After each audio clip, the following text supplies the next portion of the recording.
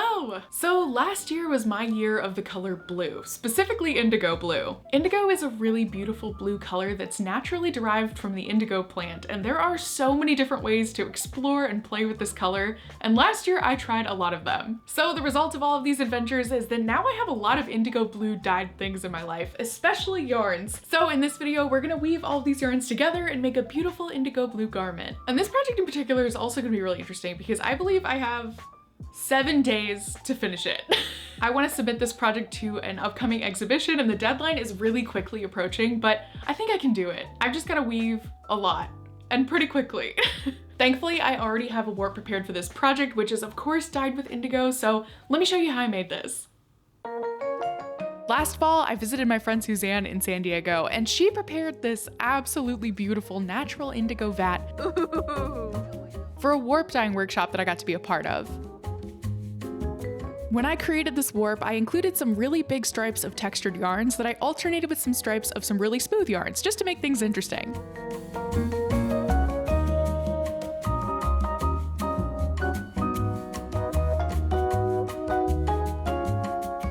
Then, using some gardening tape, I very tightly tied up some portions of just those smooth warp stripes. This would hopefully create a really fun graphic effect on just some of the sections of my warp. Was there an easier way to achieve this effect? Absolutely. This was quite a lot to wrangle up and tie up like I did here, but I just had this idea on the spot and I really wanted to see it through. Before dyeing the yarns, I first soaked them in some water. And then I started adding some blue color. First, I isolated just that tied up section of smooth yarns and I dipped it into one of the indigo vats. Suzanne had prepared a few different vats for us of different strengths, and this one was a really deep, really rich blue.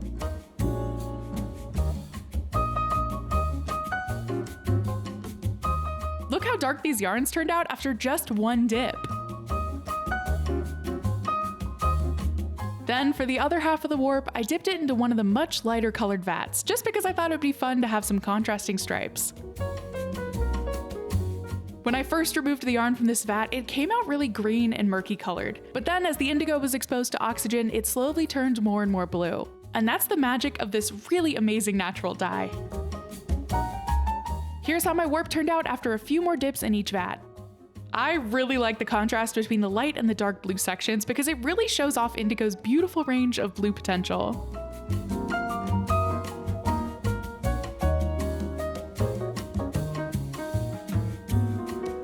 And here's what it looked like when I started removing those resist ties. You can now see that that beautiful pure white yarn is perfectly preserved. Alrighty, I have my warp, I have all my weft yarns here, which are all beautiful and blue, and now we're gonna prepare the loom. Let's do it! The first step was to actually get this warp onto my loom, and oh my gosh, was this a challenge. Because of my kind of improvised, chaotic way of tying this whole thing up, things got extremely tangled. If I were to totally redo this project, I would definitely just make 5 mini warps instead of one huge warp, and I'm sure that would have been way easier, but I was just working with what I got, and eventually I somehow managed to get it to work out. The next step was to thread this warp onto my loom, which thankfully went super smoothly.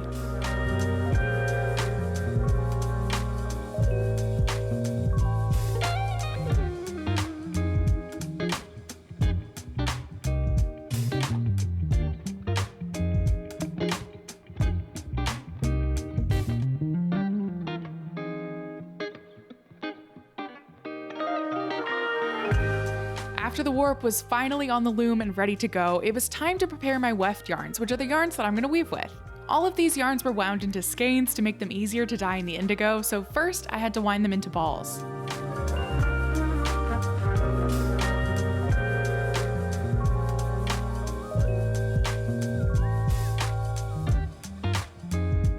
And here are all of my weft yarns. I think altogether, these make a really fun palette of blue hues and fun textures, which should make this weaving really fun, even if it's all just in one color.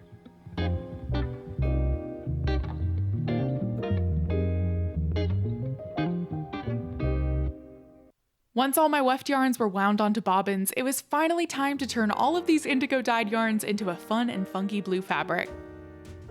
For this project, I wove in my usual weaving style, which is a little bit hard to describe, but basically this is my favorite kind of weaving to do. I have my warp very precisely planned out, I have a very highly curated selection of weft yarns in front of me, and then I have no actual plan for the weaving itself whatsoever. I just sit at my 2-harness loom and I weave whatever makes my heart happy. And usually stripes are what make me happy. I just find that for some reason I really like to switch out my bobbins super frequently and then also play around with how the different weft yarns look when they're paired with one another. For this project, I did try to intentionally incorporate some larger chunks of each weft yarn just so you could really see that unique warp design. But in general, I just tried not to overthink it and I let impulse and curiosity guide me. I played some fun music, I got into a rhythm, I was throwing the shuttle, and I was just having a lovely time.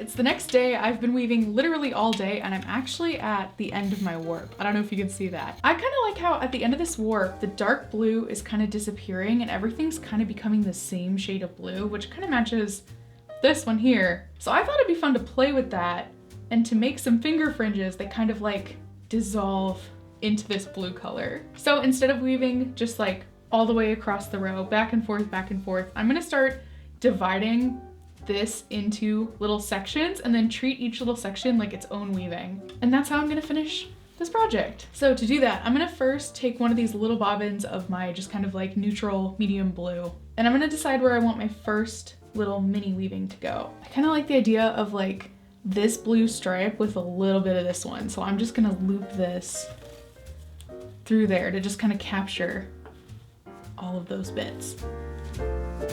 I think it would also be fun to make one that's just the rest of that dark blue stripe. So let's put one here. And I'm just leaving these tails for now. I can just snip those later. I'm gonna do one that's this entire medium blue section. Should I just make this symmetrical? I feel like that might be kind of cool. So I'll just do half of this dark blue one and then all the rest. So now each little section has its own bobbin.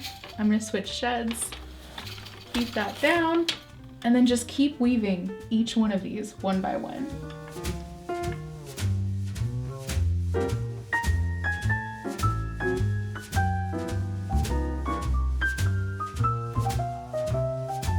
And as I go, I'm gonna just give these a little bit of a tug just to separate them from each other.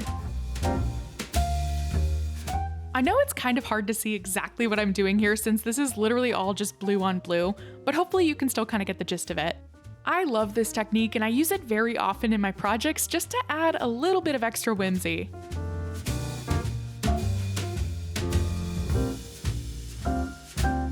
After the finger fringes were finished, I removed the fabric from the loom.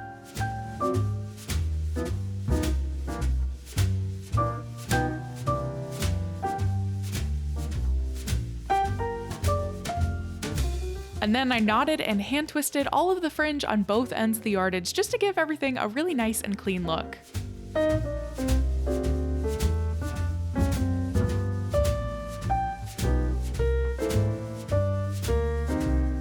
This is probably actively dyeing me blue in this moment. So before I put all this fabric in the wash, I'm actually gonna give it a quick vinegar soak because that kind of helps with the color bleeding. Then I'm gonna pop this in the washing machine with a ton of color catchers and just hope for the best.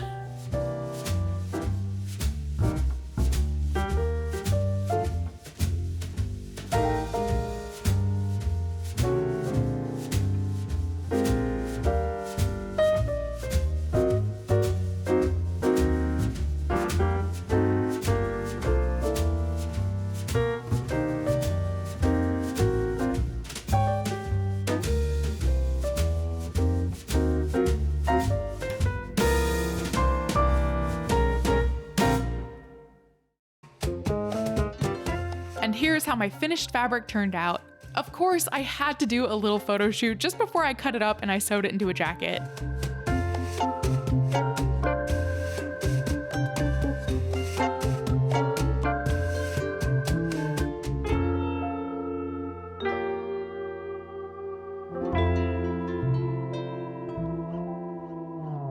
I just got back from the park where I was taking photos of my finished fabric, and overall I'm really happy with how this turned out. I do feel like it faded a lot before and after the wash that I put it through, but I did kind of expect that just because of how much blue pigment was coming off of this thing. It literally colored my hands, my clothes, my loom, my shuttles, like every light switch I've touched in the past couple days has a little blue smudge on it. I even, like, the day that I was weaving a whole bunch, I blew my nose at the end of the day, and what came out was blue. So I think that all of that excess blue pigment just like needed to go. It's what was not actually adhered to the fibers, and that just got rinsed away. So even though it is a little bit lighter than it was before, I still think it turned out really fantastic. It's definitely a blue fabric, and it's a blue fabric with a lot of character, which was my goal. Anyway, now we're gonna sew it into a jacket. I'm gonna be using a sewing pattern that I've been developing myself to make this jacket, and it's a pattern that you've seen me make quite a lot on my channel, like this black glittery version that I wear literally all the time, and this white version, which was actually one of my first YouTube videos where I show pretty much most of the process of making this jacket. I love this pattern. I've been developing it like crazy, and this is actually the jacket pattern that I'm gonna be teaching with my friend Suzanne in New Orleans later this year, which is what this whole project is for. I'm making this for the exhibition, for the conference where I'm teaching the class. So I thought it'd be fun to make this fabric, which was made with all the yarns that my friend Suzanne and I have dyed together over the years using indigo vats, and turn this into a jacket that I've been working really hard on and that she's been helping me beta test, and we've kind of been collaborating on together to then exhibit it where we're going to be teaching. I don't know, maybe that's kind of cheesy, but I'm kind of seeing this as like an ode to our friendship and the ways that her and I have bonded and connected over indigo vats and jacket sewing over the years. It just feels right to make this into that jacket pattern. It's a really big goal of mine to have the perfected version of this pattern ready to go, ready to share, ready to sell, but I don't feel like at this time, like today, it's really ready for that yet. My actual goal is that by the time New Orleans rolls around, that'll be the official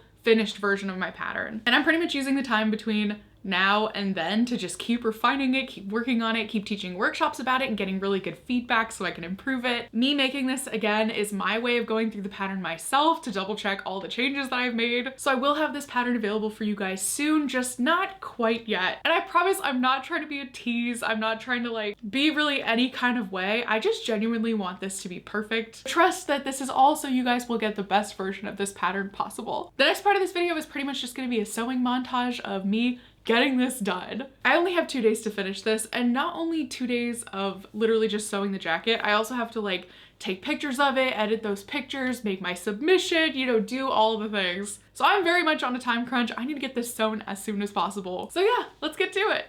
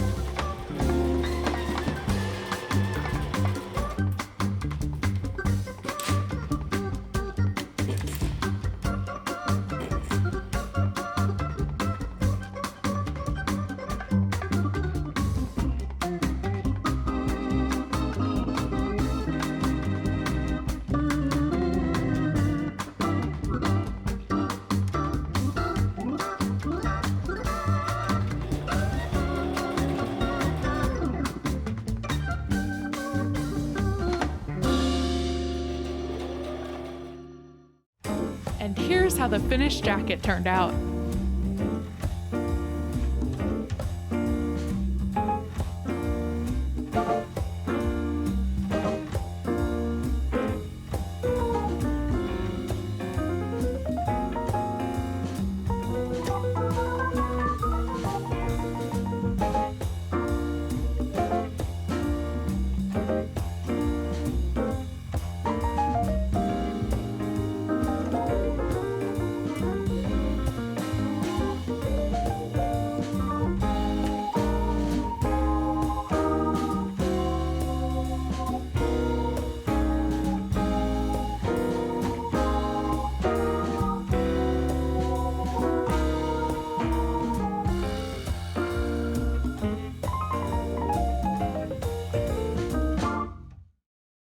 I am really happy with this project. This jacket is made up of yarns that hold a lot of beautiful memories of dyeing with indigo with my friend, which makes it an especially special piece. I'm really excited to put this on display at Convergence 2026, so if you're going to the conference, be sure to check it out in the Leaders exhibit. And I do know that after the conference is over, I'm definitely gonna get a ton of wear out of this jacket. Thank you so much for following me on this indigo blue journey. If you want to stick around and see some more of what I'm up to in the world of textiles, hit that subscribe button and hopefully I'll see you in my next video. Bye!